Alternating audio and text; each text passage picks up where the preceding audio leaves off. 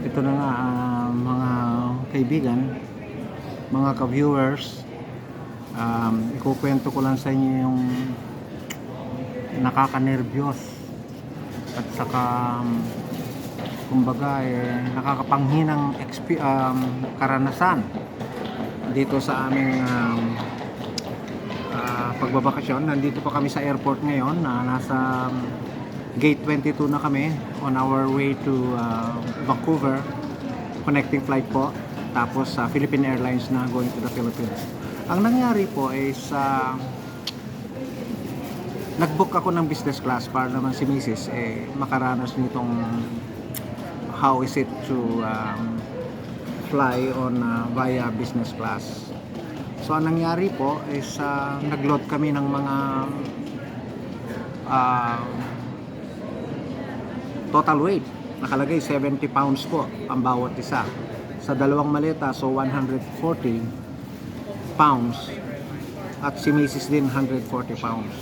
So yun, and after that, with that, meron pang kasamang hand carry na mga 15 pounds. Tag-isa rin kami.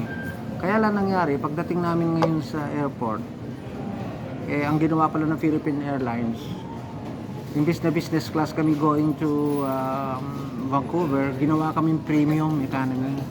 Iba ho ang weight limit. Ninervyoso ako noon dahil kung di, thousands po ang babayaran namin.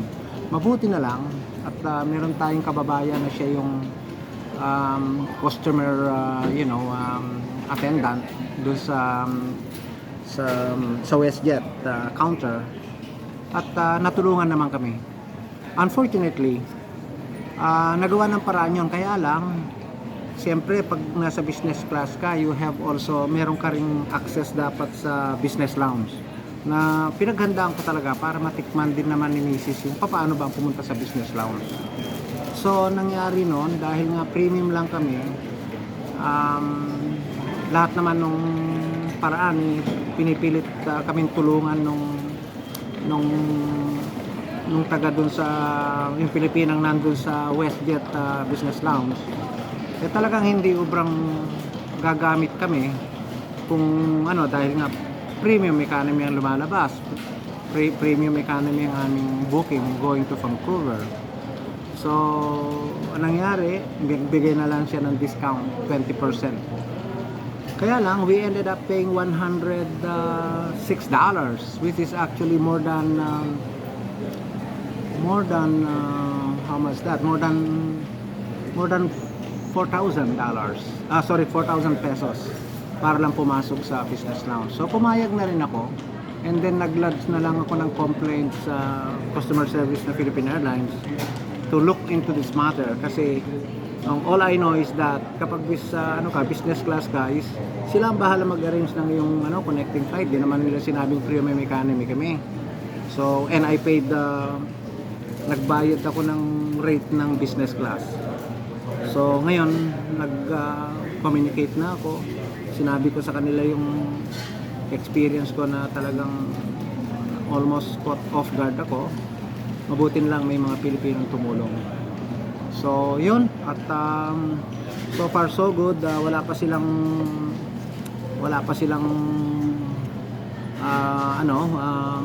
solusyon or resolution. So siguro i-update pa nila ako. I just made them know na I was caught off guard. Hindi naman nila nililiwanag na sila nag-book. I booked the flight directly with Philippine Airlines. Hindi naman through anyone. So it is a direct booking, hindi po through travel agents. So hindi dapat nangyari yon, at I should never experience that again in the future. Lesson learned actually. We should actually ask or inquire also, but I never doubted kasi na ganun ang mangyayari. So I never know na premium economy pa lang aming booking from Toronto to Vancouver. But business class talaga from Vancouver to the Philippines, no question about it. But anyway, yun lang, at so far so good. We're just waiting for our boarding. In about 40 minutes, magbo-board na kami, going to Vancouver for a 5-hour flight, and then proceed to the Philippines for another, I think, 16 hours flight. So So today is March 11 in Toronto, Ontario, Canada. Darating kami doon March 13 na ng madaling araw. Kasi 12 na ngayon sa Pilipinas, so one day advance. So, 12 hours advance, sorry. So, kaya may time difference. So, bye for now. There you go.